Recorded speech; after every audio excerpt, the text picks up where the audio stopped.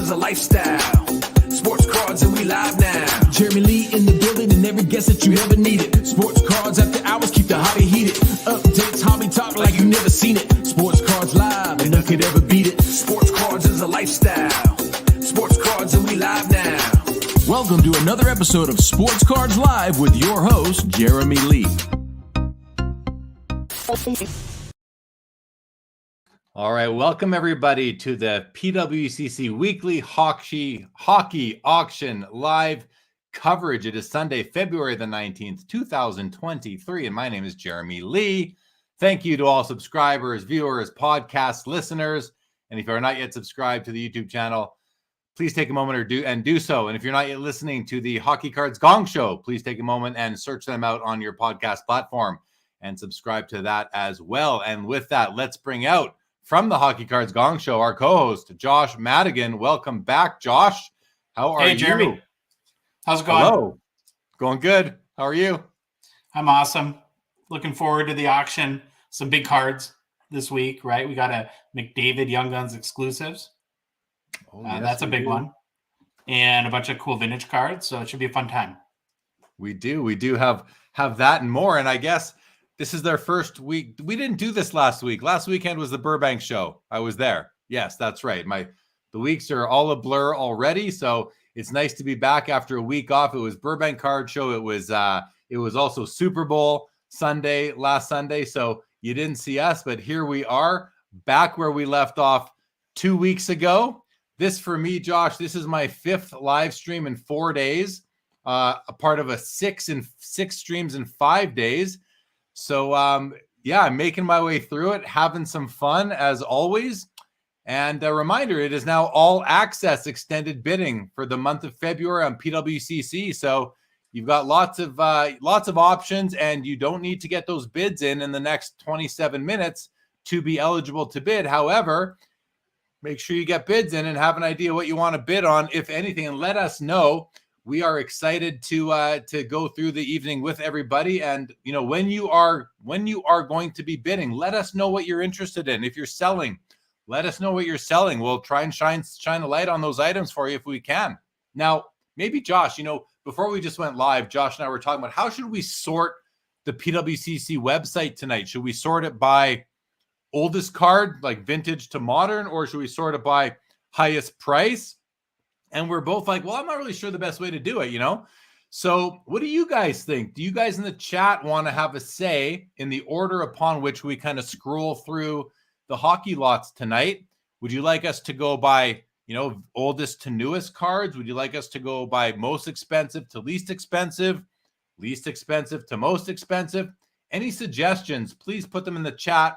And, if we get a couple that are consistent, maybe we'll do it that way. But I will tell you, I have it teed up to go two ways as it stands right now. Anyway, I also want to, before we jump in, remind everybody that on the Sports Card Therapist YouTube channel, Rob Gerard is hosting a live show right now as well, covering the vintage lots, all sports, on the PWCC channel. And if you are a Pokemon TCG person, the Poke Chloe YouTube channel will have a concurrent live stream going on right now covering the Pokemon types of cards.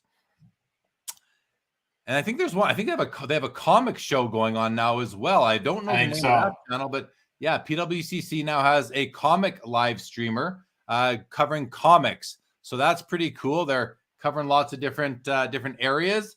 And it looks like we're having a couple of votes so far, Josh, for most expensive to least. Hockey Cards up.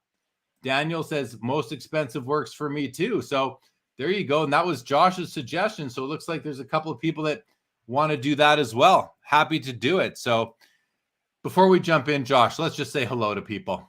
And I got to tell you, I'm literally coming off my LCG auction, Premier Auction live stream just ended about an hour ago, and we went for about 3.5 hours, and that was a lot of fun and very interesting. So I apologize if I'm a little slow today, but I think I should be okay. I think we should be okay. What are the odds that you forget what show you're on at some point in the next 2 hours? I've got a big reminder right there. PWCC says it right up there. So there you go. I think I got that good reminder. And I'm using this background. It just adds a little bit of a variety to the channel. So Mark Santucci, good to see you as always. You're here because you're off tomorrow. Very nice. Baz is back. Jake Dahl is here. Thumbs up.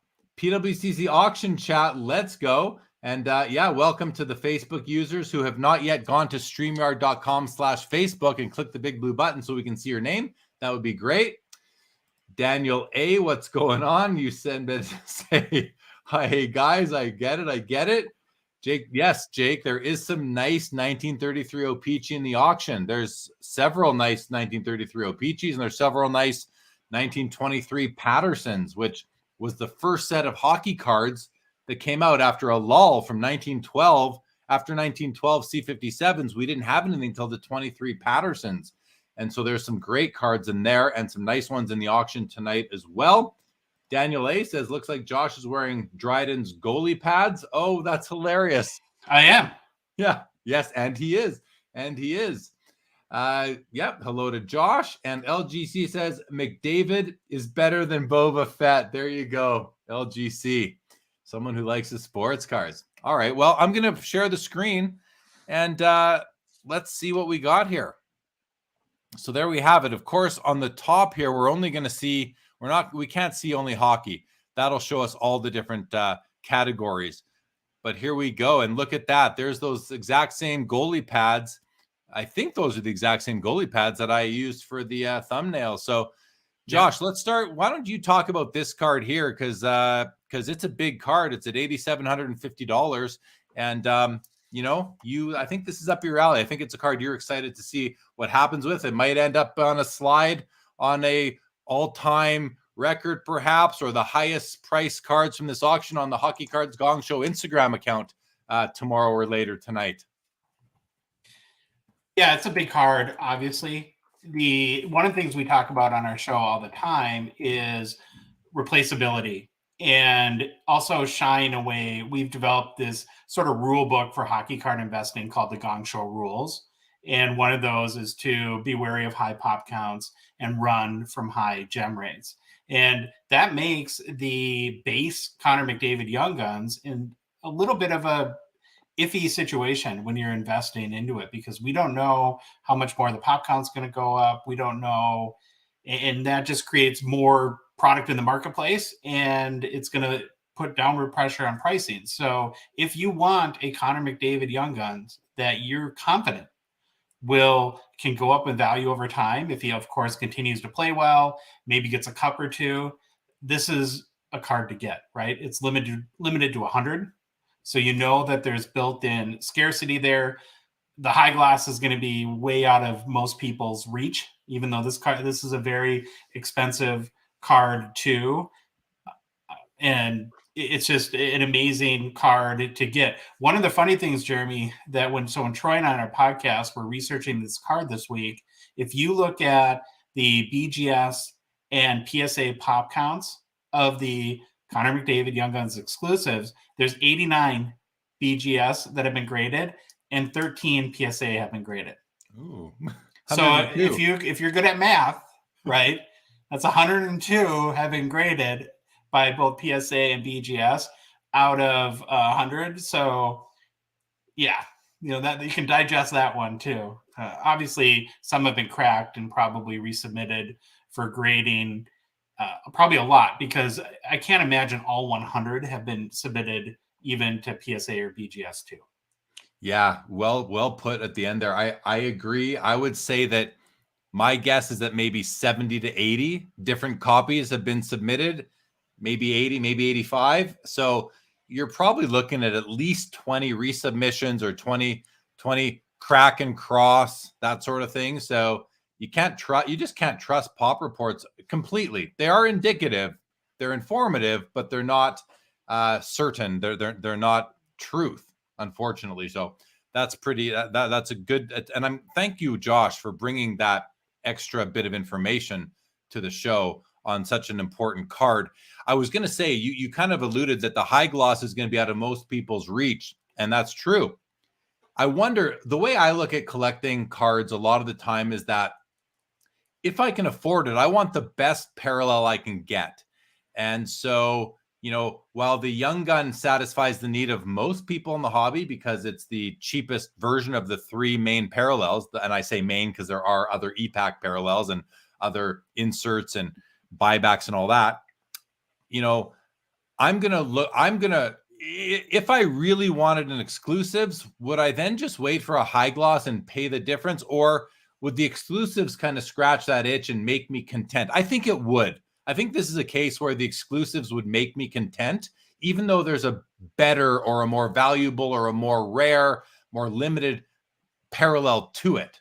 And the exclusives might be one of the kind of few places for me where that works for me. And I'll put it out to the chat, how do you guys operate when it comes to a card that has several different parallels? Another good example with the Cup coming out soon are Cup foundations. There's often the simple jersey card out of 25, then there's a jersey auto card out of 10, then there's the just patch card out of 10, and then the patch auto out of 5.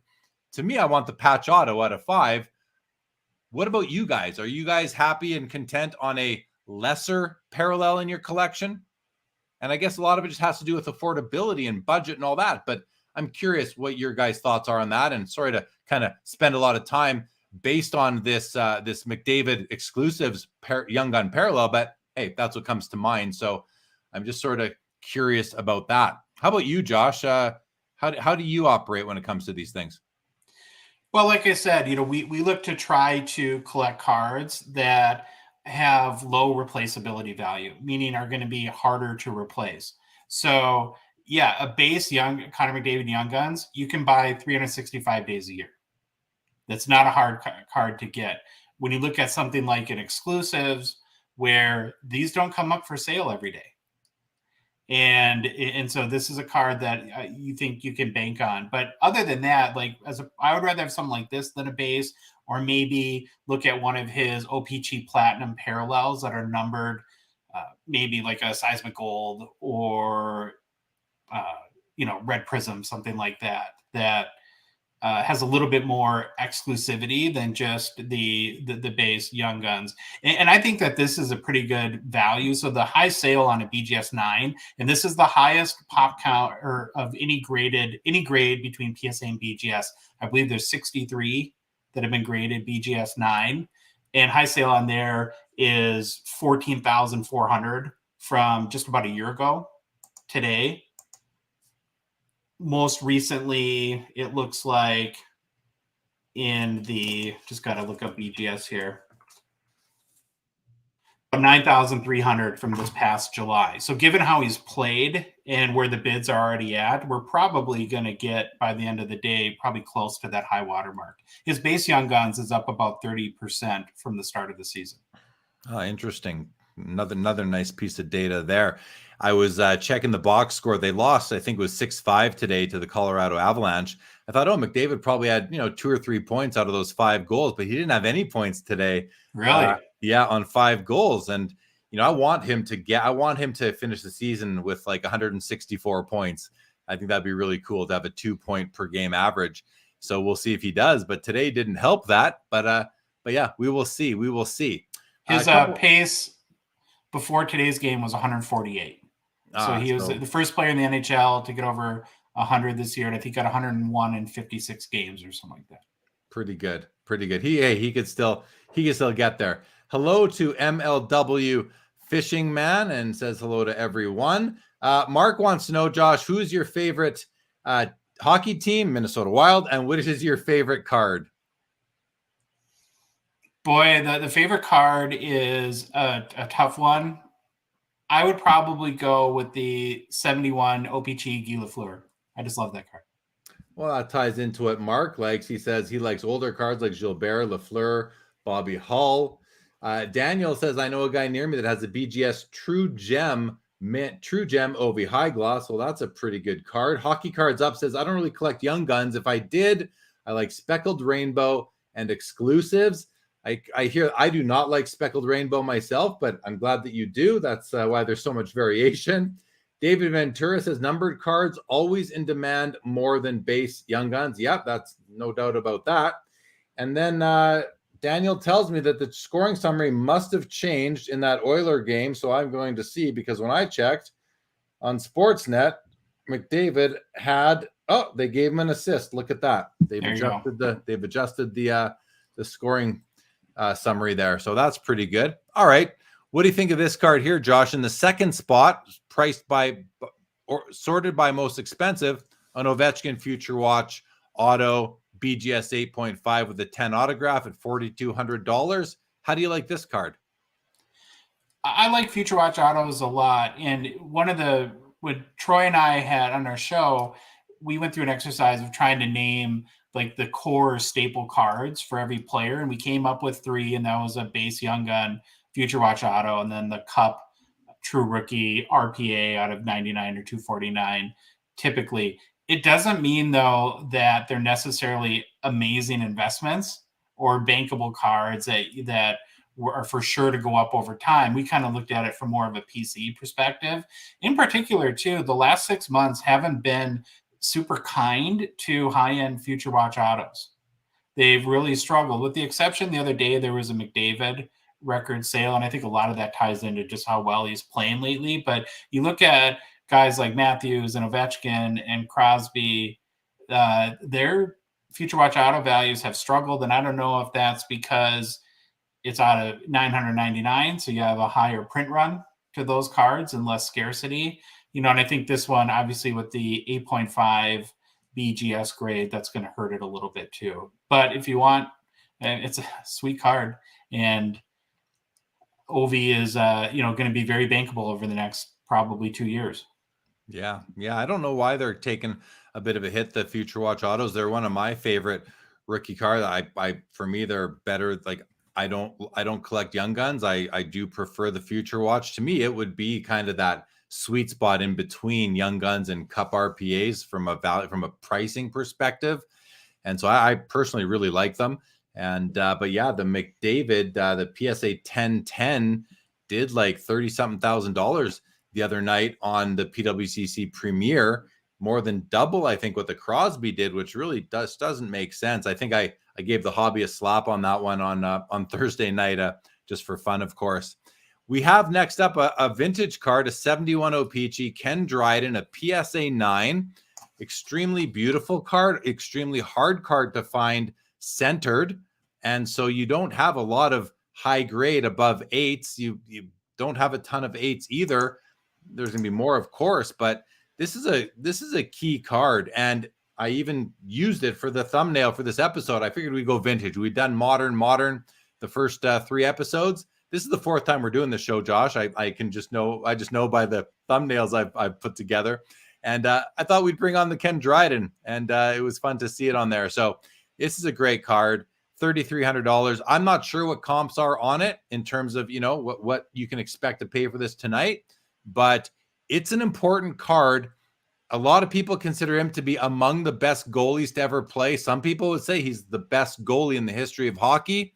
I don't see it that way, but many people do. He's a legend. He's a Hall of Famer. He had a short career, but a very good one. He's not known for signing autographs. You can basically not find his autograph very many times in the hobby. And so not that there's an autograph on this card, but just to add a little bit of story to the Ken Dryden rookie card, and check him out on Wikipedia, even if you'd like to learn more about him. Josh, any thoughts from you on this vintage card? No, obviously it's super cool. And like you said, the centering is so tough on 71 OPG. And if you're a vintage goalie collector or a Canadians collector, a Ken Dryden fan, this would be an amazing card to own. All-time high on this card is 6,600 US. That was set in February of 2021. So right, kind of pandemic pricing there. Most recently, it sold for 4,500 on December 14th. So looks pretty close to getting where that last sale was. Yeah, that 6,600 sale was right. That was the peak. That was the absolute peak, February 2021. Then you said the next one sold last year for 4,500, I think you said. Mid-December, 4,500. Mid-December, 4,500. So that makes sense to me. That feels right. And I'll be interested to see where this one ends. Any lower than 4,500, I think I'll be a little bit disappointed. But 4,500 would include buyer's premium, so this one's actually already at about almost $4,000. So it's getting there, and hey, there's still the rest of the night to go. As far as as long as it can last through extended bidding. And then we have a McDavid. This is an exquisite collection, rookie year, rookie card. The card's graded authentic. It's the autograph has gotten a 9, numbered out of 35. It's a PSA. It's a population 1 of 1, none graded higher. So the only copy, I guess, ever graded by them is what it seems like. I think. No, I don't know. There's PSA 10s out there. They're saying the PSA authentic grade is a population 1 of 1. Yeah, and I guess there's no higher with the autograph grade is what I think PWCC. Oh, no, actually, maybe I was wrong. It was a different variation. Maybe that, because that's the gold variation. Maybe that is the only one graded. Okay. Well, $3,000 for a rookie year. Pretty beautiful card. The authentic grade might scare some people away, but I don't think it should. I can't see why this card, it's a thick card. It's not as like it's trimmed or anything. So I don't know why it says authentic only, or why the submitter only made it, didn't get a grade on the card itself. But in any event, it's at $3,000, and we'll see how that fares as the night goes on. Well, here's an interesting comparison, right? Because I think you scroll down as the PSA 10 base. It's a PSA 10. So last sale of a McDavid PSA 10 was right around just under $3,400. And so it goes back to, I think, the question you were asking earlier, Jeremy, where what would you rather have? Would you rather have an exquisite collection auto out of 35, or a base Young Guns with a pop of 2,500, where they're roughly at the same price right now? Yeah, the fact that this card right now is only $400 behind this card this is where the hobby is not. It's just not really thinking about things what I would consider to be properly. Now, I think the Young Gun is maybe a more liquid card, but is it? Sure. I mean, maybe it isn't. I mean, hey, this card's as liquid tonight as this one is. So this is it just doesn't make sense to me. Just like it doesn't make sense that McDavid sells for 2 times what Crosby sells for, when Crosby, is a GOAT and has a fully accomplished career. I mean, McDavid has a fraction of the accomplishments that Crosby has. So this is another example where I think the hobby just isn't there yet in terms of assigning value to the right cards. Now, this is a specific situation. The hobby, I think, is doing a fabulous job in other areas, but in this comparison here, I think we're a bit out to lunch on how we're valuing this card versus this card. But its night is still young. We'll see where these actually end off. I think it shows the power of the Young Guns brand, really, and how much weight that carries within the hobby, and that it can overcome things like a pop count of 2,500. And, then the thing about, you always got to remember about the PSA 10 McDavid is that at the time he was drafted, BGS was the leader in grading. There's 7,500 BGS 9.5s. So at a gem mint pop, his pop is over 10,000 between BGS and PSA. So that's why I go back to the exquisite collection card out of 35, where you get the auto, you get the brand name of the exquisite. And sure, it has that authentic grade, which nobody loves, but to me, that's an amazing card, and that's a steal at $3,000.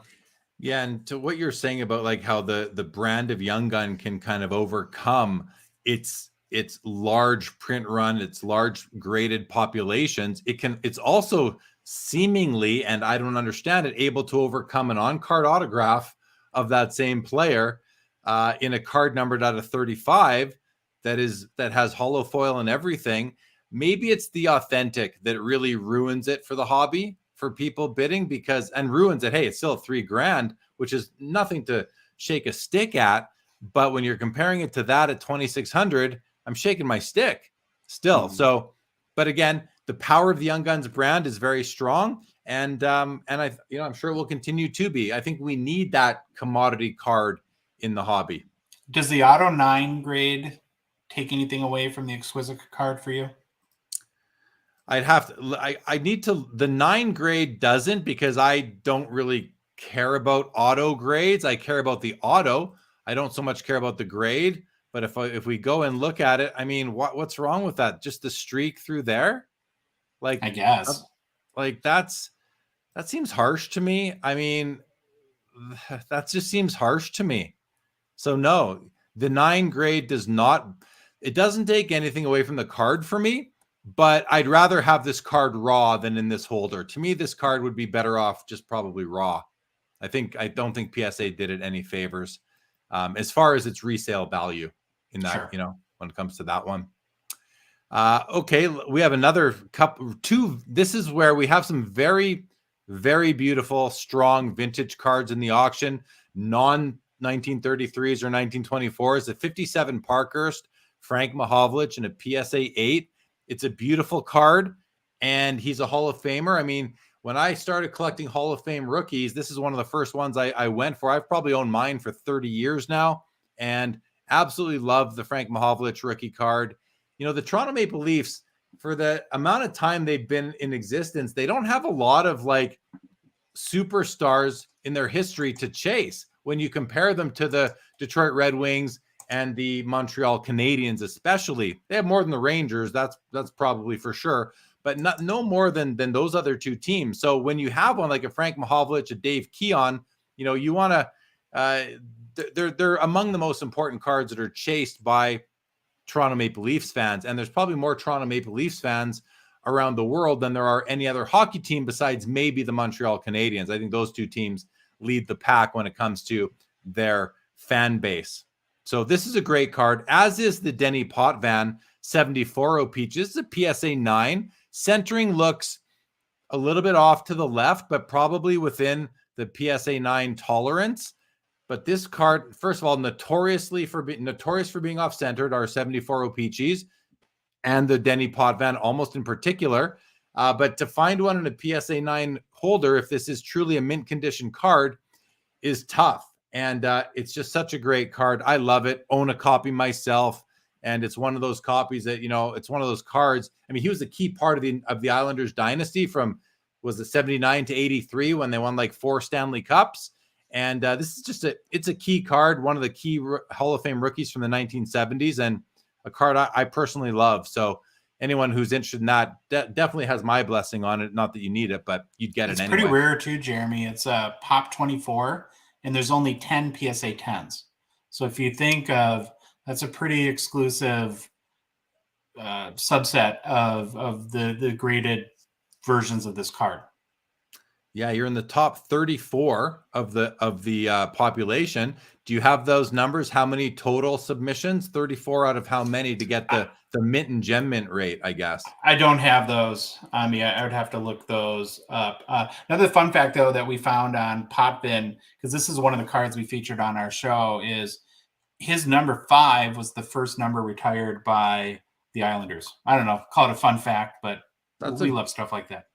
Oh no, first of all, the Islanders, that's a really cool fact. The Islanders were an expansion team in something like 72 in there somewhere.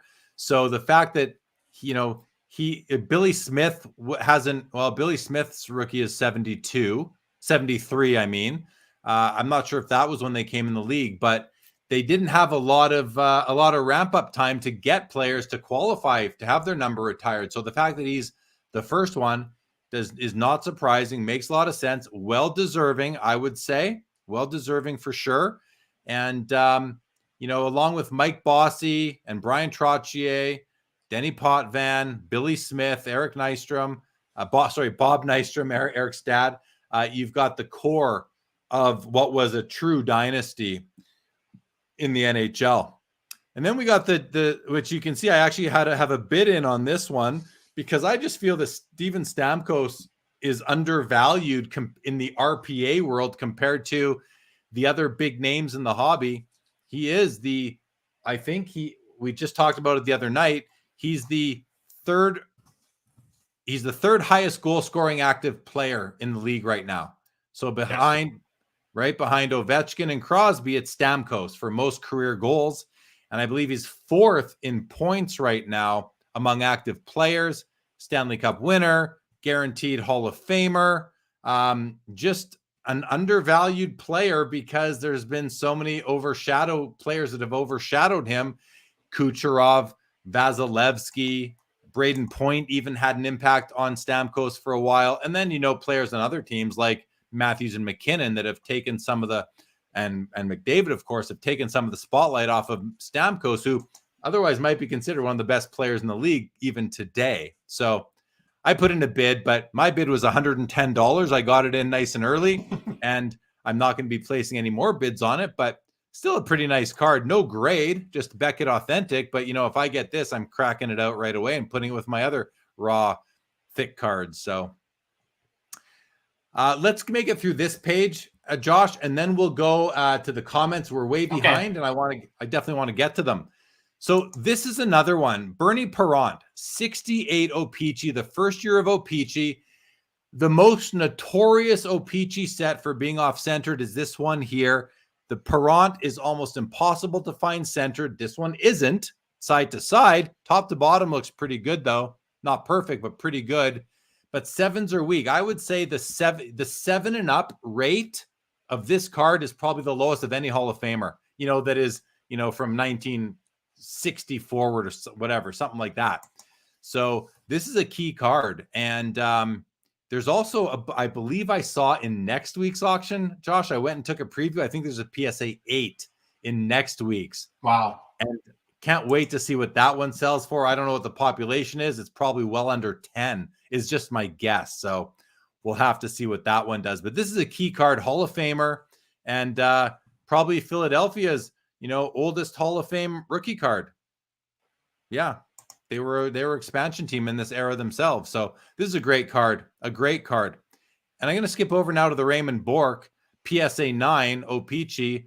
And I mean, I could gush over Ray Bourque forever. I love this guy as a player. I loved when he won his Stanley Cup with the Colorado Avalanche, and Joe Sakic, his captain, took the cup first. I think he held it for about 0.8 of a second before he skated straight to Ray Bourque and passed Bourque the cup, because Joe Sakic is a class act, and he knew that Raymond Bourque had an amazing career without a Stanley Cup. And this one's got the above average designation by PSA for eye appeal, so top 30% of the copies that they've seen. And from this angle, it looks beautiful to me. Important card, $1,000 is to me a steal. PSA 10s, I think we're doing up to 20,000 for a while. At the peak, probably doing in that, I'm not sure, 8 to 15. I'll go wide there. Josh, do you have any comments on either of these two cards? Well, I did look up the Bernie Parent really quickly. And so at PSA 7, there's 43 out of 202 cards that have been submitted. There's 12 PSA 8s, 4 PSA 9s, and there is a PSA 10 out there. 1. Wow. I'm kind of surprised they are that high. The populations are that high, but doesn't. I'm actually surprised there's only 220 something submissions to PSA on this card. 202. Only. 202 between qualified and all of them. Yeah.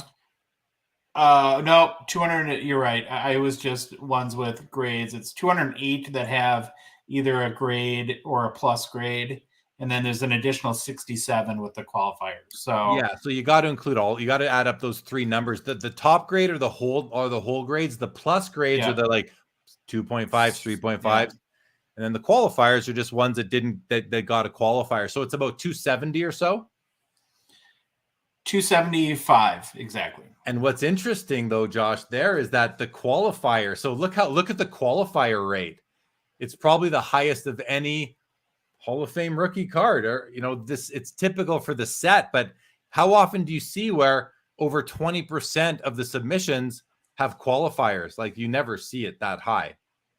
Yeah, and I think both of us are on the same page there, where we look at a PSA 8 with a qualifier, we would value at a PSA 6 standard grade, 2 grades lower than the qualifiers. Typically, that's my measure rule. Most of the hobby uses. Yeah, that's my rule of thumb to put a value on it. Certainly for me. Yep. And then we got a trilogy Austin Matthews. Gem 10 on the card. Auto is 9. Auto looks good from here. Maybe it slipped off the sticker right there. 23 of 99. So you've got Michael Jordan's jersey number there for a tie-in. Different sport. Yes, I know. Different sport, but still kind of fun.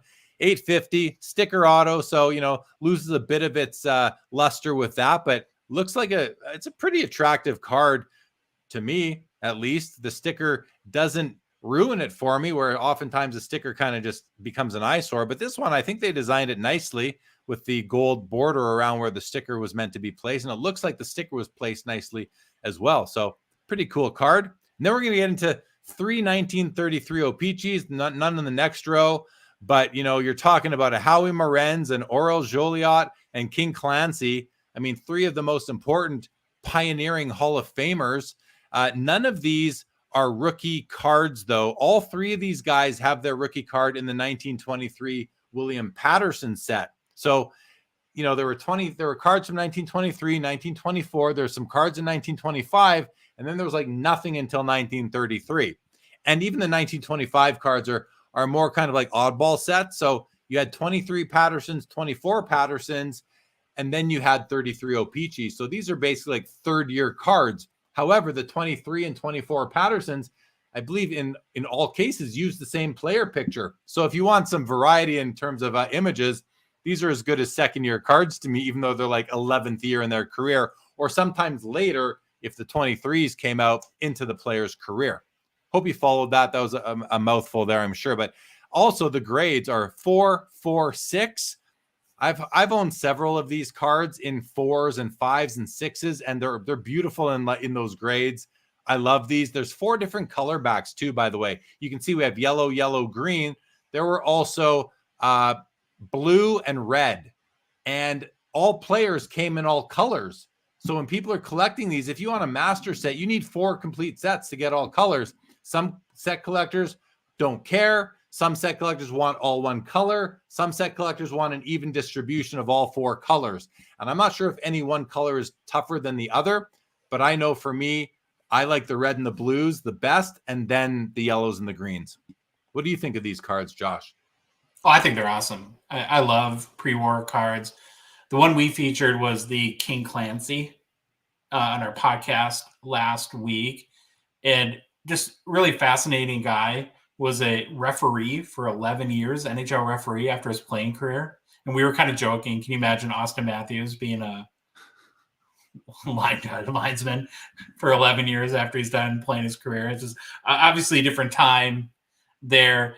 I love the photo. It kind of looks like he threw his back out, doesn't it? And he's using his stick to keep himself upright.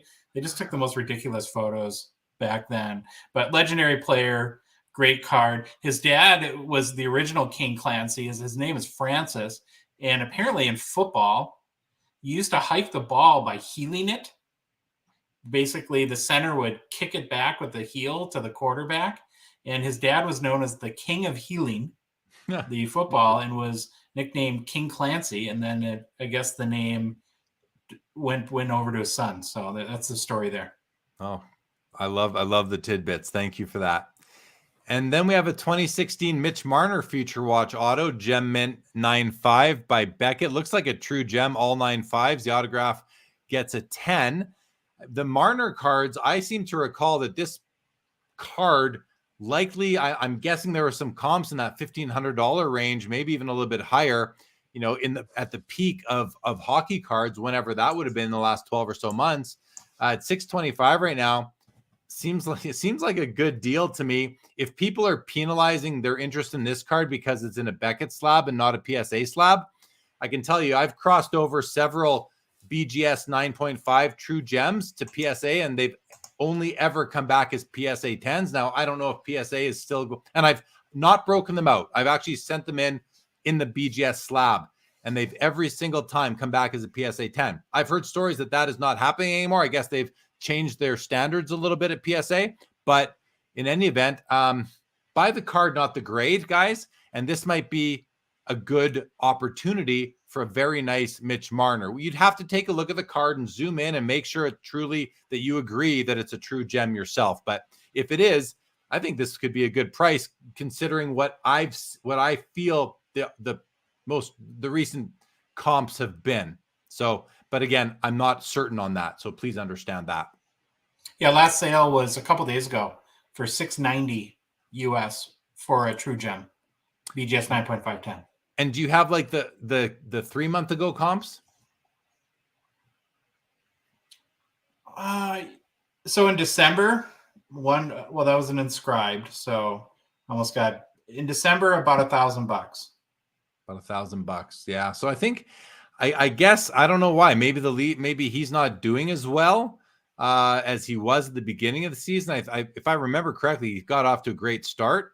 But hey, players are streaky. I dropped Patrick Kane I just dropped him in my Yahoo fantasy pool about a week ago, and today he goes out and gets 3 goals and an assist, like after being quiet for a couple months almost. So players can be streaky. Players can definitely be streaky.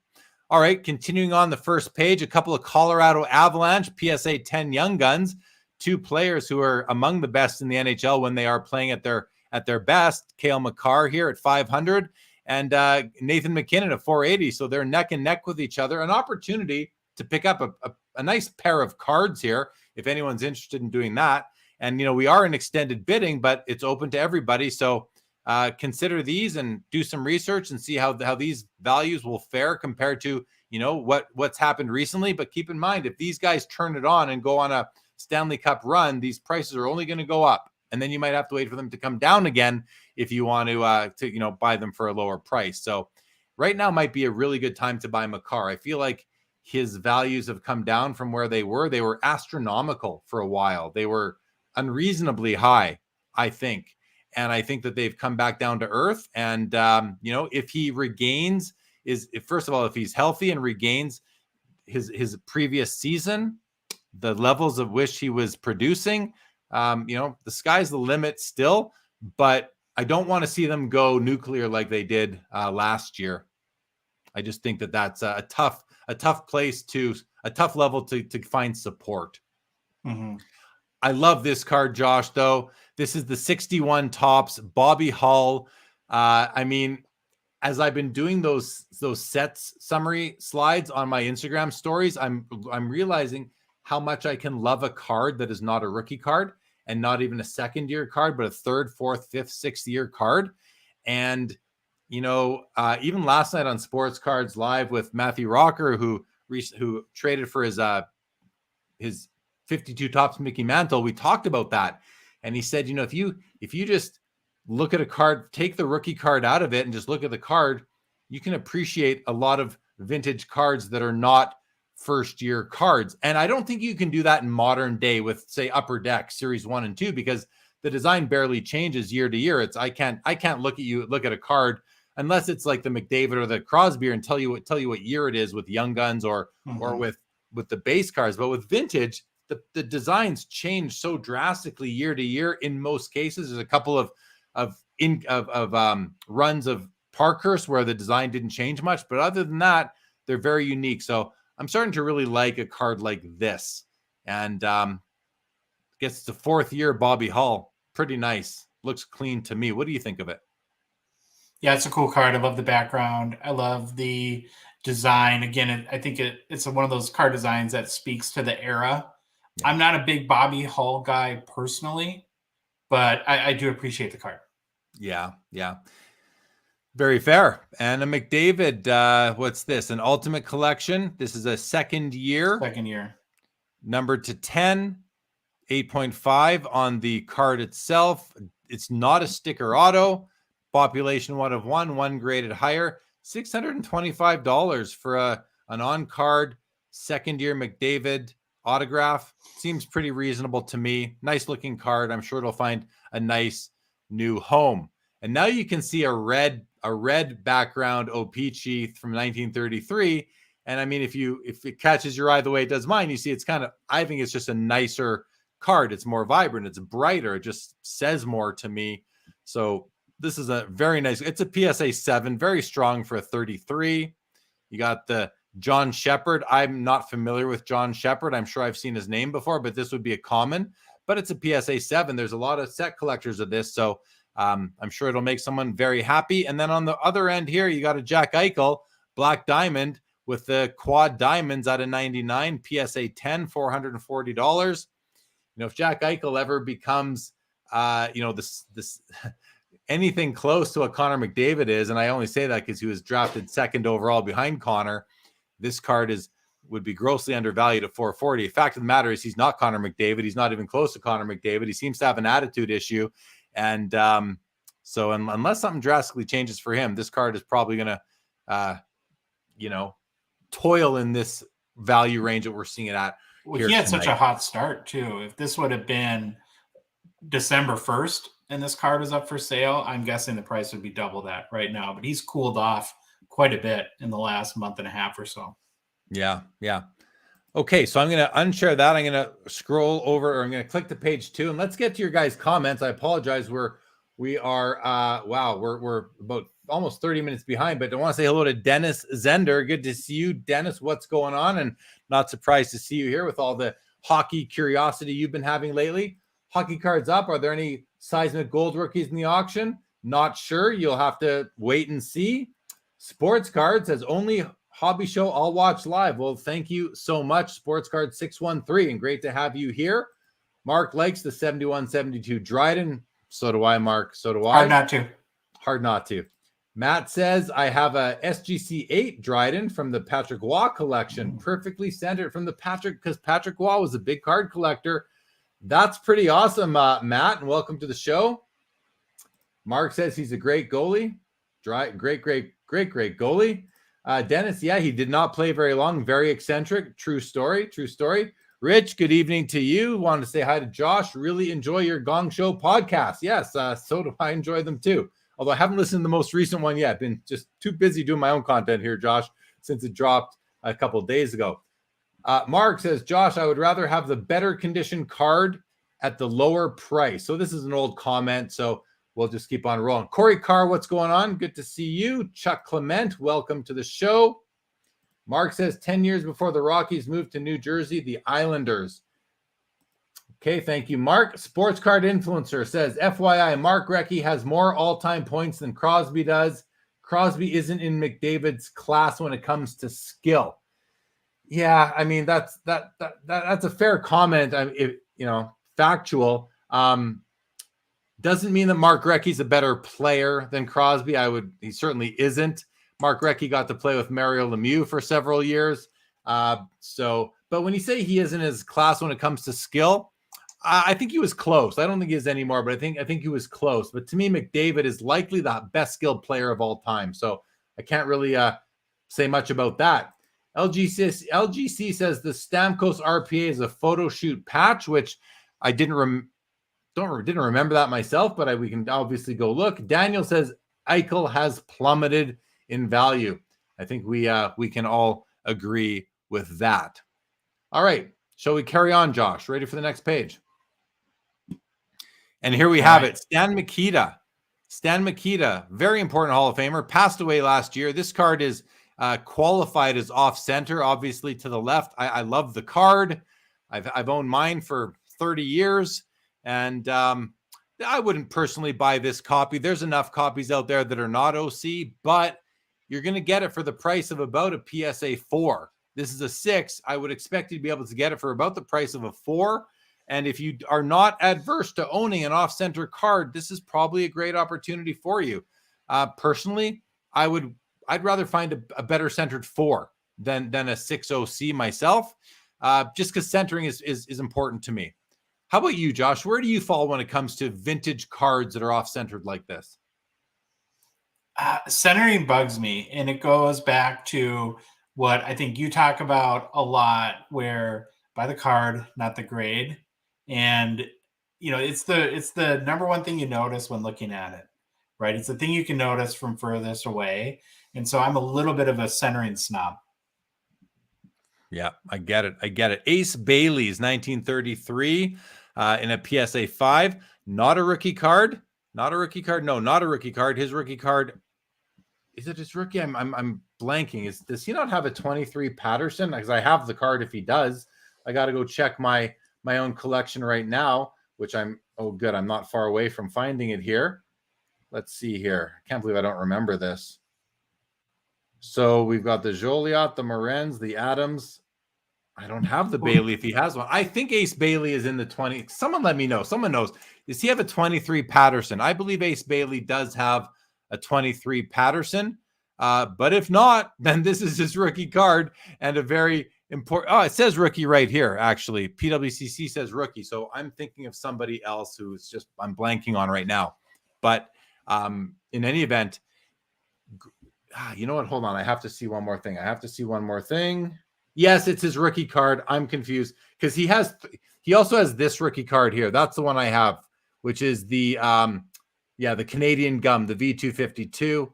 So in 1933, there's really 3 sets of cards that get attention.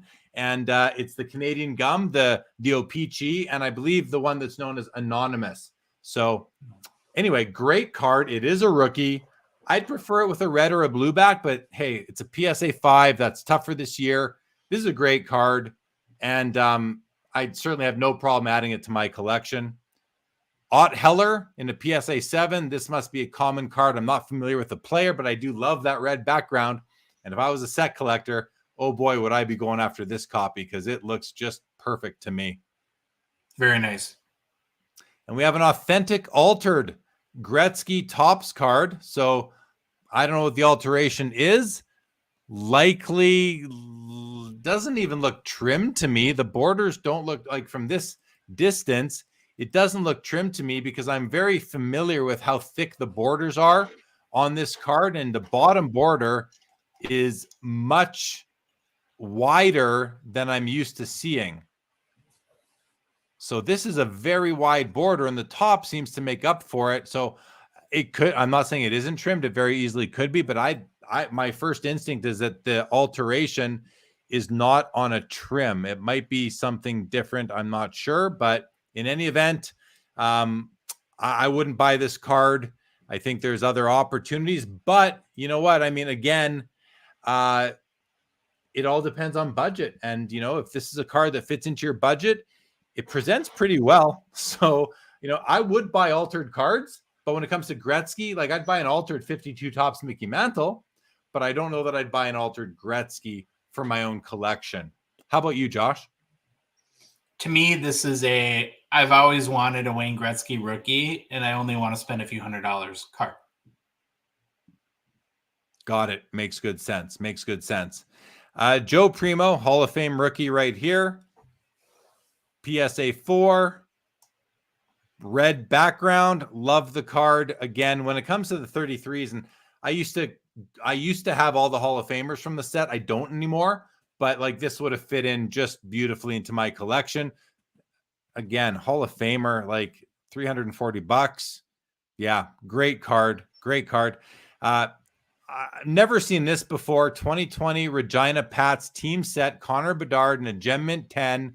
So this is like a regional set, you know, probably produced locally by a company, I would think. $330 for, you know, one of those team set cards from 2020. Pretty cool. But what you're going to find with any non-NHL card of Connor Bedard is that once the NHL cards start coming out, interest in these non-NHL cards is going to wane quickly, I believe. So that's what you want to guess what the last comp on that card was from today? $800 more. Oh my God. In a PSA 10, how much? 12? 926. 926. A year ago, it sold for 2,500. So actually, if you're looking for a flip opportunity, if you could get that card for $500 or less, that's probably a pretty good deal there. You're right. It was produced by his team. It's not, once his Young Guns comes out, it's gonna lose probably half of its value. You might think at that point, but yeah, it's the whole Connor Bedard hype train that people just cannot get enough of his cards and will buy up anything and everything right now. Yeah, so I see no manufacturer mark here on the card. No, there isn't. Which means that maybe the team produced it themselves, which is actually, I think would be really cool if it's a team produced card, or I guess they would have outsourced it to somebody. So maybe that's a silly comment, but at the end of the day, top 204 on that, Jeremy, too. Just already so you know. 204. Yeah.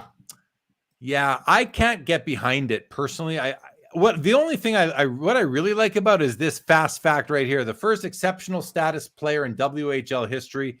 That's pretty cool. I mean, there have been other exceptional status players in the OHL and the QMJHL, but in WHL history, that's really cool.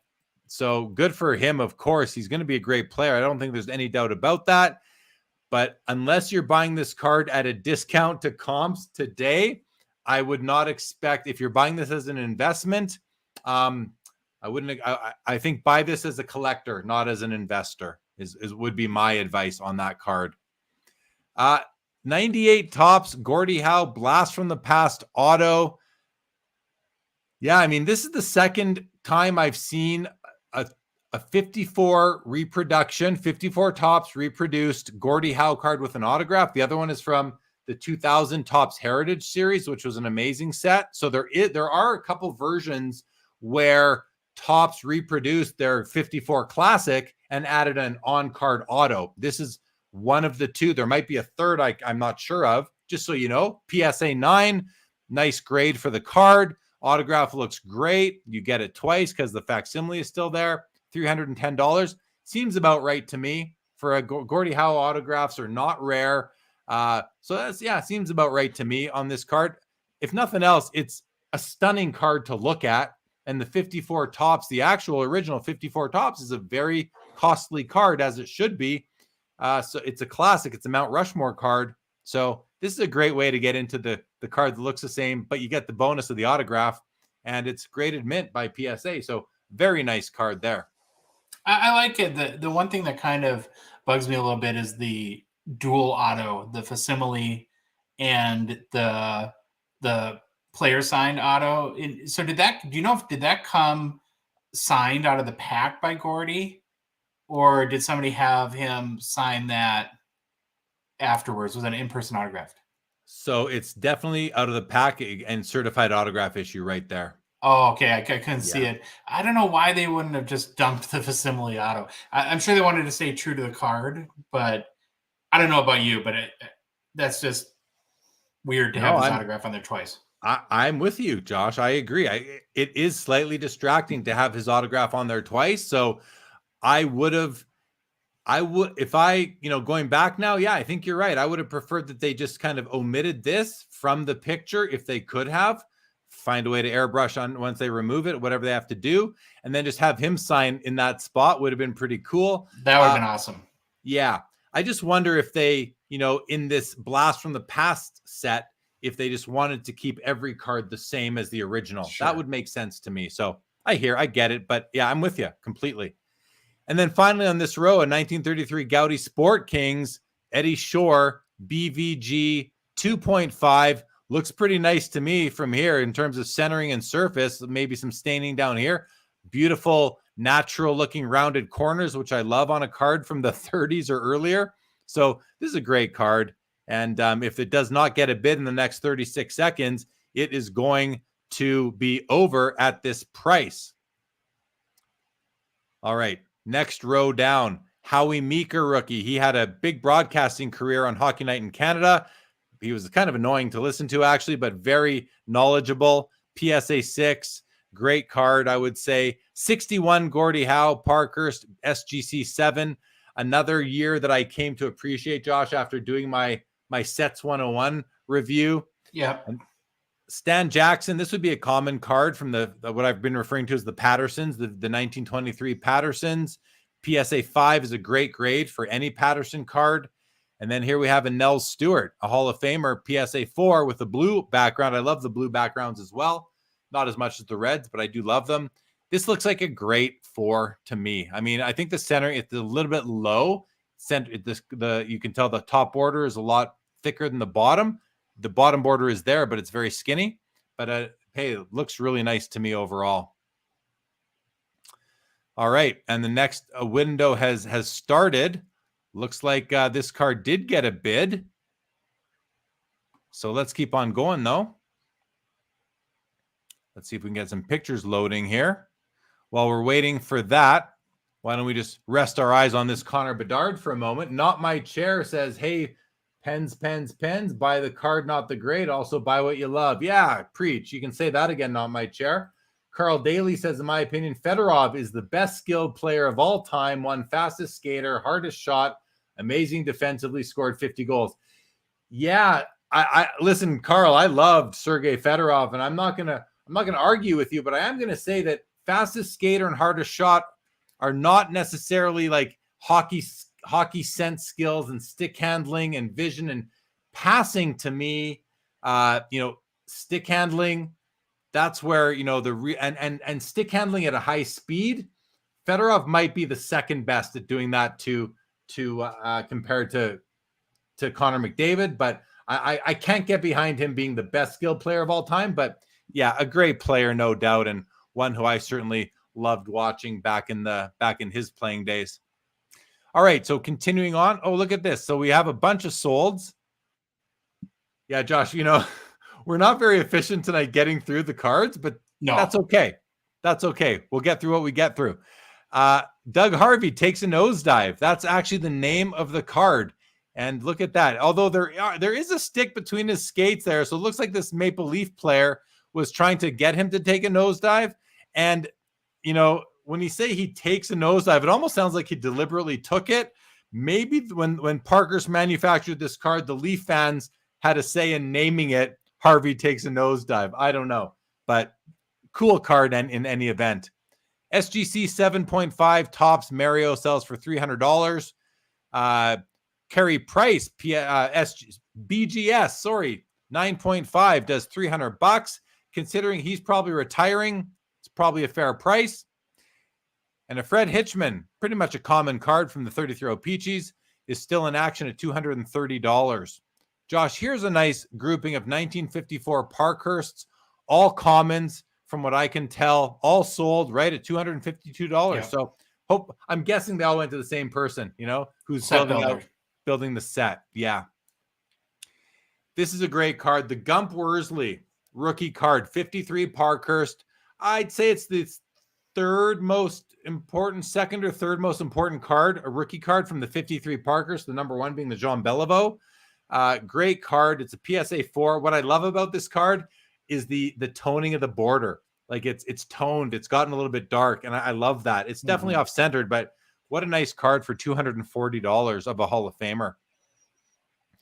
And here we have a second-year Bobby Hull, a PSA 5, not like it's off-centered, but not way off-centered for $240. Like that's a card that I covet in a nicer condition, but still that's a beauty right there. Is that a photo or is that a painting? That's a photo. I do believe that's how thick his neck was. Oh yeah, Bobby Hull was a big boy. Holy buckets. Him and Gordie Howe, those were like two of the toughest skilled players of all time.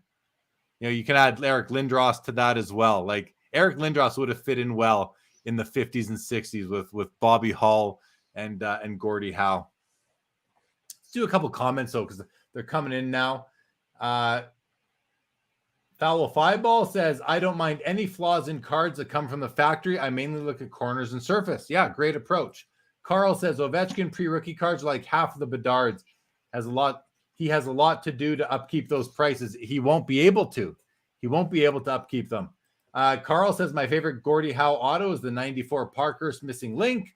Mark Santucci, I like that Eddie Shore card, even though it's an old card. Yeah, the 33 Sport Kings. And Carl Daly says the second-year Bobby Hull, also the same from his rookie card, so maybe that adds to it. Are you saying the image? Is that the same picture on the rookie card? I couldn't even tell you based on looking at this one. All right. What's this? This is a Gordie Howe Coca-Cola card, perforated, so sort of like a hand-ripped card. $240 is sold for, and $222 for a PSA 9. This would be a league leaders, scoring leaders card from the 1980 series. And these cards, I'll tell you, Josh, in Canada, raw, are a dime a dozen. Like everybody who collected cards has boxes of these. So, you can buy a nice copy of this card raw for probably $5 from your friend. Not rare at all. So I'm not used to seeing them graded. So it's nice to see that a nice mint condition copy gets what is $222. I guess what I'm trying to say is that I don't consider that to be low. You might think it's low for a second year card that portrays Wayne Gretzky with two other key Hall of Famers, but I don't think it's that low considering how many cards there are out there. So you're saying that's the Hundo P of 1980? Hundo P. That's the Hundo P. Carl says it looks the same, but horizontally flipped. Or are you talking about the Bobby Orr rookie? Because the Bobby Hull rookie is vertical. Oh, and look at that. We don't even have a second page to get to now. Gosh, we gotta look at how we're doing this now, Josh. We gotta go faster or start earlier. Maybe we have to find a way to start earlier so we can. There's only 41 cards left out of 213. And I think we covered about 60 of them. So we missed a lot of cards tonight that are already over.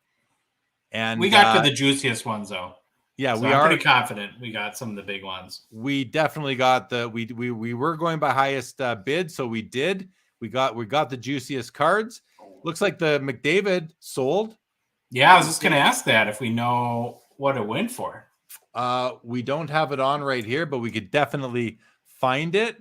Why don't we go? So this was my original sort by oldest price. Let's just scroll through these. I don't want to wait for images to load again. So instead, why don't we just do a sort here? And instead of, we're going to go status, closed. And let's apply this and see what the McDavid ended up selling for along with the other higher valued cards. So what went wrong here? Earliest. Let's get rid of earliest. I don't know. I guess I didn't do that sort properly. We got hockey. We can close. Hold on. I'm going to just have to hit the sort. No, not sort by. Oh, that's why I didn't do sort by. Sorry, guys. Highest bid first. There we go. That'll do it. Oh, I got you, Carl. Makes sense. Yeah, it is similar. Hello, Name. Good to see you, buddy. And congrats on the set of First Nations cards finally coming out about 2 years after we talked about them here on Sports Cards Live the first time. But always good to see Name in the house. And have you had Name on the Gong Show yet? No, not yet. Oh, I'm sorry to put you on the spot like that, Josh, but there's a guest that I'd highly recommend. 10.5. We will do it. 10.5 it sold for, Josh. Yep, saw that. And look at that. The Dryden. So the last one you said did what, 4,500? 4,500 in mid-December. So I would compare the cards, just because, again, not all PSA 9s are the same, guys. We have to keep that in mind at all times. So if I was curious, I would, and I'm not really that curious in this particular card, but if I were, and if you are, bring up images of both of the cards that have sold and do a comparison and see, like, was the one that did $4,500 in December, was it nicer than this one that did $4,000 here in February? Another factor might be, when was it graded? Some people want the newer PSA label because they've had probably close to 100 different versions. Well, maybe not 100, probably about 20 or 30 different versions of their slab since inception. So some people are more interested in the newest version of the slab, which could be some contributing factors. Well, this went from $3,000 to $3,720, meaning it probably got one more bid before they added the buyer's premium. And there you go, the Young Gun. So this card sells for $500 more than this card. It's out of about a 100, has about a 100 of the print run. It has an on-card autograph. This is where I think we're a little bit backwards. This card, I believe, should have sold for much more, but I'm only one vote in that. So, well, somebody made a really smart buy. I think this was a very smart buy. Yes, I do too. Yeah, me too. Congrats to that buyer. I wanted to just confirm the comment that this is a photo shoot, and I'm not doubting. I just want to see, yeah, right here. This memorabilia has been certified to us as having been used in a rookie photo shoot. So not game used, which there are very few game used Cup RPA. Most of them are photo shoot. but there are some key ones that are gamers like Crosby and Ovechkin. And I believe McDavid is too. Do you know? Can you confirm that? I don't know that for sure. I think it is. I think McDavid is, but I might be wrong on that. Okay. The first page in terms of most expensive, the Mahovlich did $28.80. The Marner did $8.70. So a little bit more than the last one, but less than December, I think is what you were telling us. Mm-hmm. This pair of young guns, look, Makar is outselling McKinnon. No one would have thought that a year ago, but that's the case now. The Makita does $500. The Ching Johnson, that's a Hall of Famer, and a PSA 6 does under $500. Odd Heller's a common. The Gordie Howe auto does $372. The altered Topps Gretzky does $432. That's actually for a card that looks so nice. Sometimes I just want to be like, who cares that it's altered? Like, what a great card to add to your collection if it's in your budget like that. Just go for it, really. Just go for it. All right, so let's go back here, Josh, to the pay. Okay, we've lost some more. The Ovechkin does $6,000 for the Future Watch Auto and an 8.5. The PSA 9 Ray Bork does $1,440. This is up. See, the PSA 7's up to $1,300. Name me another Hall of Famer from 68 forward in the PSA 7 that sells for $1,300 whose name isn't Wayne Gretzky. I don't think you can. Maybe Mario Lemieux. The PSA 4 Gretzky is still going at $1,400. It's an above average. Oh, sorry, it's sold. My bad. It's sold $1,400. And the Potvin is still going at $1,750. Bobby Hull 4th year, $5.25. Bobby Hull 2nd year is at $180 for the PSA 4 miscut. Oh, did I have a? Yes. I'm still in on this action here. Sorry, guys. I'm going to put in a bid. And you get to see. I don't know who I'm going against, but I'm placing a bid. This might be the first time I've done this. Okay, guys, stop bidding on the Thornton Atomic, please. I want to win this card. It's in a PSA 9 holder. You don't want it. He was a Shark most of his career. This is, you guys don't want this card. Leave this one for me. Thank you. All right. I'm kidding, guys. Bid away, please. Let's go to page 2. Hobby box on the. I haven't seen that before. Where? Scroll down. Oh, right here. Yeah, 2022 Upper Deck Hockey Series 1 Hobby Box 24 packs is at $86. That goes for about $100 on Dave and Adams or something like that. So probably right about what it's worth. Well, with buyer's premium, Premium. Yeah, pretty much $100 right there. It's actually about 103 maybe. So yeah, pretty close. It's funny. They actually will have they'll have pennies in these auctions after for cards that don't, because it's a 20% buyer's premium, even if that they round it up or down. So that's pretty cool. Can you go back to the prompt real quick? Because I just saw that it looks like, as of Card Ladder anyways, the all-time high is 1692 set in December 2020. So we probably getting pretty close if we get a few more bids to that being a record sale.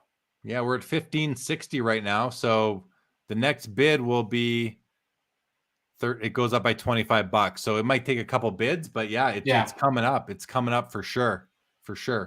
Yeah, very good. I'm going to just hit, let's see, am I still in the lead here? Yes. I'm just going to hit 2. Let's see if there is a 2. I'm guessing we lost page 2, or is there anything still alive on a page 2? Oh, look at that. Here's an Alexis Lafreniere Upper Deck CHL exclusives out of 100, PSA 10. So this is a good cautionary tale for Connor Bedard. Now, I do think Connor Bedard is not going to start his career the way Lafreniere did. But caution. If this was Bedard's card, this would be what, $4,000 right now, Josh? Oh yeah, and this card 2 years ago would have been probably close to 1,000, or maybe 2. $52, everybody. $52. So this is a buy. I would say this is a buy because I have not given up on this player. I think that sometimes bigger skilled players take longer to develop. Joe Thornton, Todd Bertuzzi come to mind. I've said their names before. They don't hit their stride till their 5th or 6th year sometimes. What's he in his 3rd year? This guy has a lot of time still to develop into his potential. This is a buy. I really think this card is a buy. Now, again, only because it's $52 and it's a PSA 10 one of one exclusives out of 100. Like, I don't know. I recommend. Here I'm saying I'd recommend it, but I'm at the same time I'm eligible to bid, and I'm not going to buy it because it doesn't fit into my collection. But to someone who might want to, I'd recommend it. And what's this Mark Messier card? Sports Educational Hand Cut PSA 10, $30. Kind of an oddball card. We still have some Pattersons alive. John Ross Roach, Amos Arbor, Jesse Spring. Amos Arbor, probably Al Arbor's father, so a famous hockey family right there. A couple of those other Gretzky cards I was telling you about that are really a dime a dozen as far as their availability goes. So like this card here, you know, at $31, I'd say is actually a little bit high for a card in that particular holder. This one looks very nice to me. Yeah, how does that in action Gretzky get a 9 that off-centered? It's not a true 9. BCCG 9s were just graded on some weirdly different scale. And I don't think anyone understands what BCCG was meant to do. We'd have to ask someone who's probably no longer at Beckett to really explain what was the business model behind BCCG. I think it was to bring affordable grading to a wider audience, but what was the grading scale? Like, how did it compare to their other grading scale? I have a question for you on the Messier, and it's more so because I think we saw a Gordie Howe Coca-Cola card. Yeah. What are your thoughts on like retail exclusive or brand partnership cards in general? Food issue stuff is a good way to put it. Bobby Burrell, who loves the food issue stuff and not just cards, but all food issue advertising for hockey. He's written books about this stuff. I've had to cast my net a little bit more narrow and just stick to more mainstream cards. However, there are certain places I would make an exception. Like none really come to mind though right now. Sure. Like for example, the Laval Dairy Jacques Plante rookie from I think it's 1951 or 52. I'm not interested in that card. I just don't like the looks of it. Like aesthetically, it doesn't please me at all. It's compared to his 55 Parkhurst, which to me is one of the most beautiful cards in the world. So, I stay away from them. SI for kids, I have a couple in my collection. That's different. To me, it's just a different thing. I don't know if I could articulate why, but yeah, not for me, I think is what I would say. How about you? Yeah, I don't really like them. It's so hard to kind of get a frame of mind. And I guess maybe an exception I would make is if there was some sort of nostalgic reason, like if I had pulled a card out of a cereal box and I remembered it from when I was 8 years old, then maybe for that reason I would do it, but definitely not from an investment perspective. I just think it's probably too hard to find people that would really understand the value.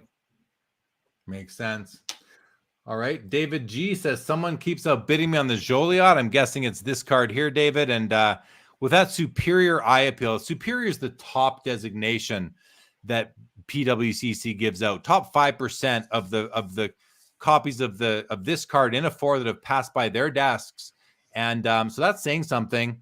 Centering looks this is like a beautiful card. Why is it there must be something wrong somewhere. This card presents like an 8 from what I can see here. And, at this distance, I'm not zoomed in, be clear about that, but what a gorgeous card. And well, good luck, David. If you end up winning it, I definitely would be very happy for you. And it's a wonderful card. This one's off-centered more of this. Funny. This one has a higher grade than this, yet the centering is obviously up and to the left. However, there must be something technically. We're going to look at this. I got to look at this card. I'm going to guess the back. That's going to be my guess. Yeah, that's likely the back. So let's go. Let's take a look at that and just see if something. Ooh, it's over now. 1,050. Back looks nice. Like, look, I love these backs. Oh yeah, I'm kind of glad going quickly, but what is wrong with this card? There must be a slight crease in there or something. there's a hair. Is that a hair in the slab? I mean, that shouldn't affect the grade, but you still don't want a hair in your slab. I don't know what is there must be a wrinkle of some sort somewhere, Josh, is all I can think of.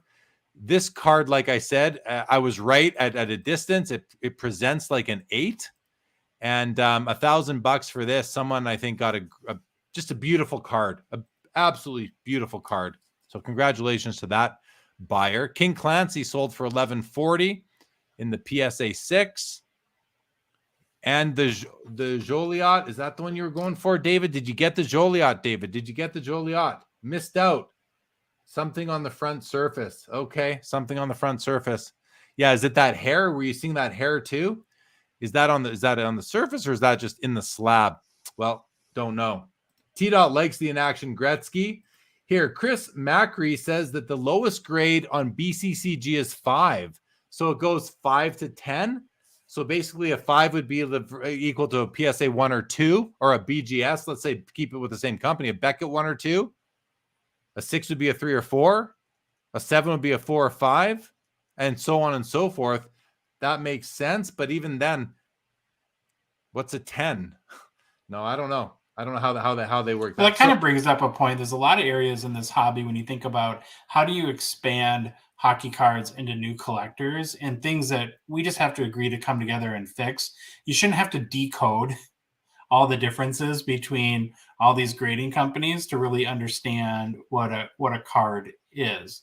And I know that you and in your work with Tag have kind of worked on this issue a little bit too, but it's just so frustrating to me that it's like you have to spend 4 years trying to understand that a BGS 9.5 is equivalent to a PSA 10, which is equivalent to a CSG 10, but then a CSG used to be on 9.5, and now you have BCCG. That is, it's like, oh God, I need like to carry around a decoder card with me to understand all this. It's too complicated. It has to be simplified. Yeah, you need a slide rule to figure all this out, right? For sure. All right, T-Dot, I just bought up a 7-Up Wayne Gretzky postcard redemption type. Liked it. Very nice. Good for you. David says small stains between his skates on the front. Okay. All right. Thank you for that, David. And Carl says, I bid on the Alexis Lafreniere, but got outbid. Well, I'm sorry you got outbid, but and it sold. So that card, oh no, it didn't. It's still here at $78. So there's been a few bids since we talked about it, and I guess if that's because I made the statements I made, you're welcome to the consigner of the card, but I still think it's a good value there for this card. Can I give maybe a counterpoint to that? Because, and I didn't see him play in juniors and wasn't as involved in the hobby when his hype train was really at its peak, but when we look at it, he's in 3 years, he's been like a 0.3 or 0.28 points per game guy. And the guys that drive hobby value, so the best players are, you got something like McDavid, who's at 1.8 points per game right now. So do you really think that the light switch is just going to come on and he's going to have 3, 4, 5-fold the production that he's had in the first 3 years? Well, here, I'm just going to show you this quickly, which doesn't make my argument. Joe Thornton, his rookie year, had 75 games. Second year had 41 points in 81 games. So in 2 years, he was trending well under that 0.3 points per game, 60 and 81. So you can see from negligible to a half point game, to 0.75 points per game, to 1 point per game, to 1 point per game, to 1.25 points per game, and so on and so forth. So he scaled up, and I'd want to see the trajectory of Lafreniere. It's a different system. It's a different team. There's other young players. It's there's the factor of ice time as well. It could be the system he's in. So do I think the light goes on? I don't think it's about the light going on. I think it's an evolution. And with bigger players, Joe Thornton, 6'4", 220. I'm not sure what Lafreniere's stats vitals are there, but I also want to bring up Todd Bertuzzi, who kind of left the league unceremoniously. But let's go to Todd Bertuzzi's stats for a moment, because I seem to remember. So in his first year, 39 and 76, 20 and 64, 18 and 52, short seasons here, half a point a game in the second one, 50 and 80, 55 and 79. And then all of a sudden, he's more than a point per game, He had these 2 big years, and then he fell off again, probably after he almost killed somebody. But that path is something like he got here. He got to almost 100-point season. He got to, well over a point a game here twice from a lot less, under a half there, about a half there, a third there, about a quarter there or so. So do I think the light goes on? I don't know if it's saying the light goes on. Also, he was 6'3", 229. So yeah, and I guess I hadn't looked at Lafreniere in a while. Giving up. Yeah, I'm just not giving up on Lafreniere yet. He is about half a point per game this year, so it is getting better. The thing that hasn't clicked, and one of the things that Troy and I on our show have been looking at a lot, are goal scoring pedigree. He does have the goal scoring pedigree, right? So we want to see a guy who is very capable of scoring over half a goal per game. And that, if you go back to his Quebec junior experience, he definitely is there.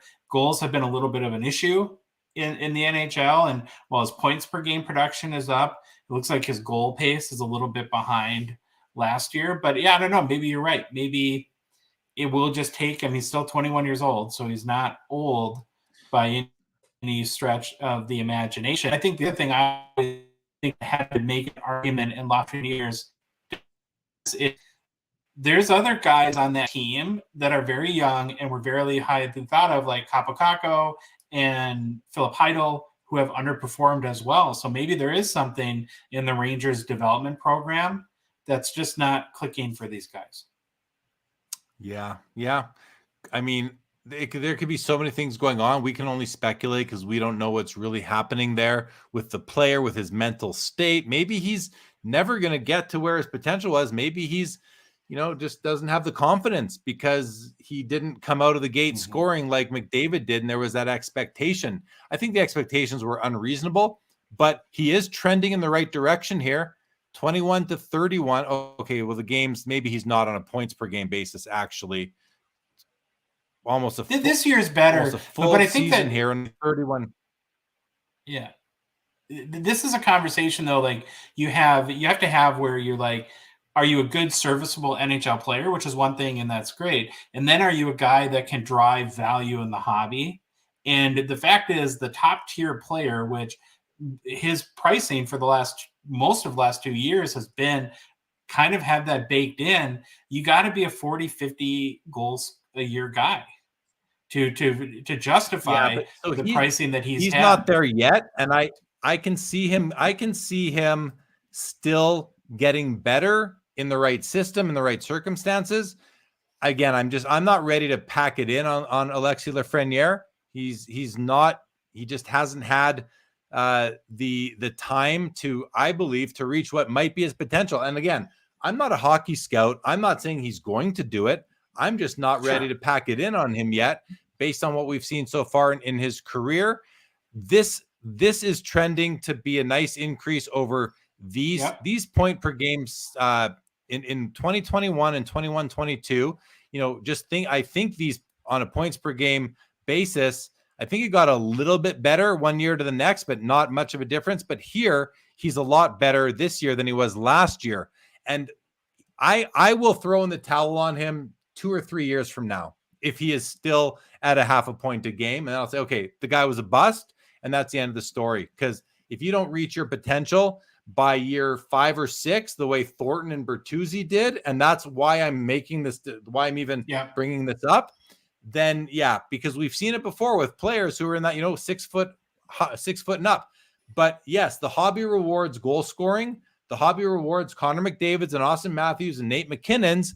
But not every great player comes out of the gate at 18 years old to be a top 10 NHL player. That's just the way. That's just a fact, right? So, I mean, we can leave that at that. I got to make sure if I want to get a bid in. Oh, I forgot to get a bid in. It ended. Forgot to bid again. We were so in that heated. I blame Lafreniere.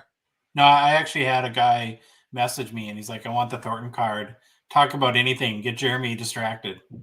So No, I'm you just didn't. Kidding. I'm just kidding. Yeah, that's a great card. I wish I would have had it. I wish I would have. I had the chance. I messed up my chance. All right, let's do a quick refresh here. What's still okay? So what's going on? Before we do that, we need bids on the pot van. Oh no! I'm behind. They've sold. The pot van did 2220. So that's a record on the Perron. I think you said 17 something. 1692 from December 30 of 2020 was the previous high, according to Card Letter. 1830 now for the PSA 7 Bernie Perron, which we believe is a record. So we have one card left here. We have the Howie Morenz. We have the Howie Meeker is still alive. The Connor McDavid National Convention VIP PSA 10 is still alive at $105. And the John Ross Roach at $49 for a PSA 1.5. 8 seconds left. Oh, this one's going to go into the next window already. This one likely is going to be over. Let's see. That's another good cautionary Connor Bedard tale there, though, right? Where you have pre-NHL card, PSA 10 for McDavid at $100. Yeah. Okay, so what is left? One card. 2 cards are left. John Ross Roach and the Lafreniere, the two that are lasting. Never would have guessed that in a million years, Josh, as far as the whole Survivor game. But let's see. Toilet Brand says, great that you use the word speculate in that discussion. That's all it is with all these young guys. You'll see a market correction other than Bedard. We've seen market corrections, Toilet, but it's definitely speculation. That's why I'm glad. Thank you for picking up on it. And that's pretty much why I use the word. Look at most basketball rookies, 19 to 22. The hype has left and the values fell flat. Yeah. I mean, listen, if you're comparing them, seems like you're a pandemic hobbyist, Toilet Brand, because, someone who's been in the hobby for, more than 5 or so years, I don't notice them making a comment quite like yours. And I'm not coming at you at all. I swear, welcome to the hobby, please. But all that said, yeah, you're going to see that when that's how the hobby operates, Toilet. It always comes down to who are this year's rookies, the hot rookies. It's all speculation on them. And as soon as the next rookie class comes around, those of them that didn't produce are forgotten about. Even those that are doing well are often forgotten about, and it's on to the next thing. So I think Toilet, you just got to get used to that, as that's how it goes. That's just how it goes. Mike Hemmel says, don't worry, Jeremy, check out next week's Thornton. Oh, I know what you're talking about. The Black Diamond Gold out of 50. Yes, sir. That is an amazing card. An amazing card. Chris Macri, did you end up winning the Meeker? Did you end up winning the Howie Meeker? Please let us know. Please let us know.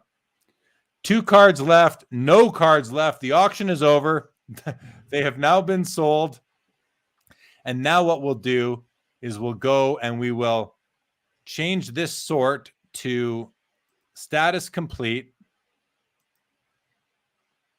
And let's see what the top winners were. You got distracted, Chris. I'm sorry. I got distracted on the card tonight too. Yeah, no doubt, Chuck. Next week's auction is a doozy. It's a huge one. We're going to have fun. Hey, Josh, on that one? Oh, yeah. All right. So T-Dot was asking, can we go look at the top 10 big cards, top 10 bids? And yes, the McDavid Young Gun exclusives, 10,500. The Ovechkin SPA Future Watch, $6,000. The PSA 9 O-Pee-Chee Ken Dryden, $4,000. The undervalued, I don't use that word very often, but I will this time. The undervalued 15 Exquisite McDavid Auto, $3,720. The McDavid Young Gun, $3,240. The Mahovlich, a beautiful PSA 8, $2,880. Another beauty Denny Potvin, $2,220. $2,040 for the Stamkos Cup RPA, $1,830 on the Bernie Parent PSA 7. The Howie Morenz O-Pee-Chee from 1933 and a PSA holder does $1,680. PSA 9 Raymond Bourque does $1,440. Good price. Like, I just love that card too. PSA 4 Wayne Gretzky does $1,410. We have a trio of 33 O-Pee-Chees here. John Shepard, a common, does $1,260. King Clancy, a Hall of Famer, does $1,140. And Oriol Joliot does $1,050. He's a Hall of Famer. He's a pioneer. That's a great card. Superior eye appeal. Seems low to me, actually. Just, without knowing comps, just seems low to me. And then we have the trilogy Austin Matthews does $1,000, and so on and so forth. With the cheapest card on the first page of 24 being the Makita at $504. So there we have it. There we have it, everybody. That is the hockey auction this week on PWCC. Not bad. Toilet says, I've been casual set building for about 7 years, but really ramped up in 2018. But I'll never understand brand new, unproven rookies commanding higher prices than stalwarts.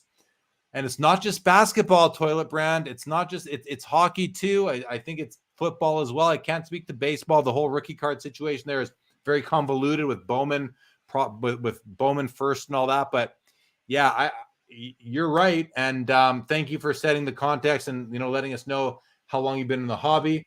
And the hobby values potential more than achieved results. That's for just a short time.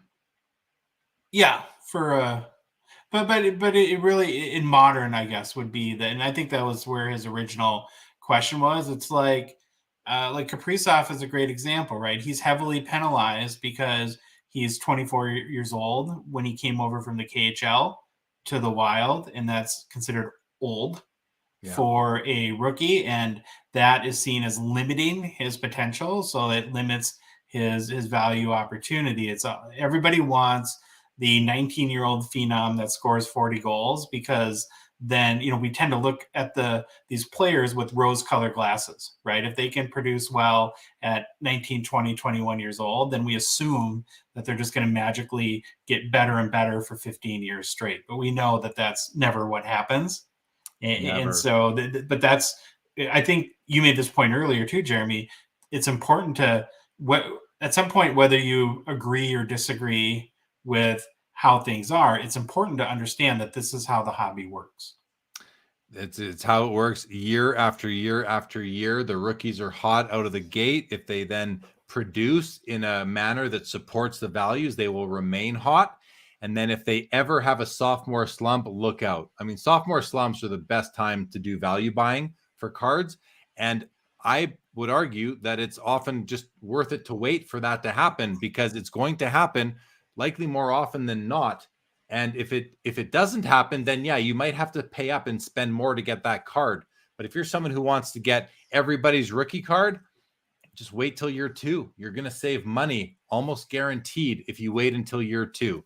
So yeah, and because as soon as that next rookie crop comes along, all that hobby money is going into breaking that next product and buying singles on the secondary market, because people want to get those first cards. It's like the first card listed almost always sells for the most for any whatever hot card it is. So it's not a new thing that Toilet is bringing up here. I love that we get to just casually call a viewer Toilet, but as Toilet says, it's not a new thing. This has been going on since the beginning of cards. Well, I shouldn't say that, since I've been in cards at least. So Mark's still here listening. Thanks for being here, Mark. Mike Kemble says, I want to bid on next week's Thornton. Josh, any pricing information on the 96 Joe Thornton Black Diamond Gold Parallel? It's out of 50. I don't know that it's numbered out of 50. I believe it's stated to have a print run of 50. A very rare card. Likely the best hockey card of the 90s as far as a rookie card goes. There's maybe an insert that's kind of better, a Gretzky or something, but that's an amazing rookie card as far as hockey goes. So the high sale and the last sale on this card was a PSA 10. Is this one a PSA 10 too? I think it might be. I'm not sure. It was Chuck, what is it? Is it a 6,800? 68, did you say? Yep, on September 12th. Of what year, sorry? 2022. And Chuck says the exact Thornton card sold for $4,000 in June of 21. So it went up then last year from 4 to 6. It's a BGS 9.5. So there you go. Yep. That's for $4,050 in June 2021. So it's a BGS 9.5, which means it could very easily cross over to a PSA 10. Now, you would have to crack it out. I don't think PSA is going to give out 10s on BGS 9.5s if they know the card was a 9.5. If they don't know, I could definitely see them giving them 10s in today's landscape of the hobby. All right. Well, any other questions or comments from the chat? Anything else, Josh? Anything you want to plug for upcoming podcasts coming up or special episodes this week? We have an episode dropping tomorrow morning. As we have episodes that drop every Monday and Thursday, and then on Thursday we have, in conjunction with the release of 2020-2021 the Cup, we have our next installment of our Hockey Cards Masterclass, which covers the first 4 years of the Cup with Mitch Grotman. Very awesome. There you go, guys. Make sure you're listening to that, to all the Hockey Card Gong Show podcasts. Carl says, I didn't know we could send slab cards to PSA. Yes, you can. Alan says, a nice 90s rookie card is the 97-98 star rookie Marlo Gretzky. Stayed a print run, I think, out of 40.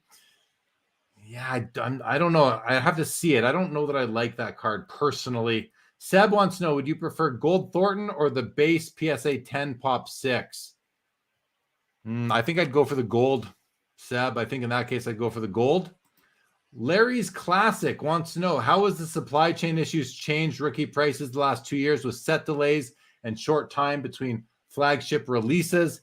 I'll leave that one for Josh to answer. He follows that much closer than I do. It's had a big impact, and you can look, the best case is the set coming out this Thursday, the 2020 Le Cup. Let's go back to Lafreniere, who we just talked about for a while. What would his out of 99 RPA been a year and a half ago when it should have come out? And so for a lot of these sets, there really isn't speculation anymore. Another really great quick example is one of our most recent sets was 2022 Artifacts, and 2021 came out 3 months prior to that. And for what we had kind of tried to really figure out for a long time was, why was 2022 Artifacts selling more, and why was the hobby responding to it better when it's pretty much the same set? 2021 Artifacts actually didn't have redemptions when 2022 did. But what we finally realized was, actually 2022 Artifacts was sort of in the normal cycle where it should have been.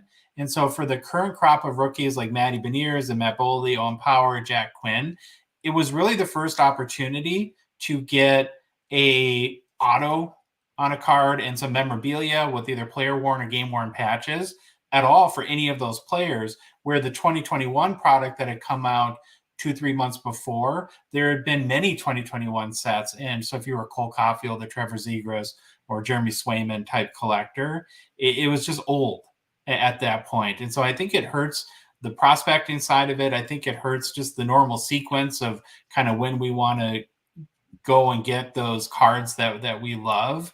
And it seems like Upper Deck is pumping stuff out. We're going to have on Thursday the Cup, and then OPG paper for 2022 comes out on March 1st, and then probably Clear Cut 2021, but maybe Credentials or Allure on March 8th. So we might have a new release 3 weeks in a row. They're all different set years, which is kind of funny to wrap your head around, but I'm for it. I want them to get caught up as soon as possible. There we go. Makes good sense to me. There you go, Larry. Thanks for the question. Thanks for joining the show.